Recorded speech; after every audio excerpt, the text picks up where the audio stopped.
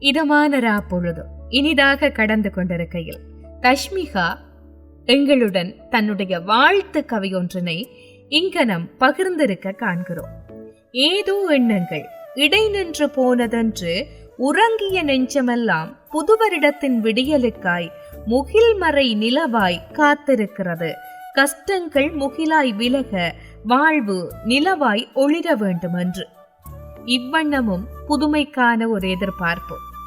ஏதோ எண்ணங்கள் இடை நின்று போனதென்று உறங்கிய நெஞ்சமெல்லாம் புது வருடத்தின் விடியலுக்காய் முகில்மறை நிலவாய் காத்திருக்கிறது. கஷ்டங்கள் முகிலாய் விலக வாழ்வு நிலவாய் ஒளிர வேண்டுமென்று.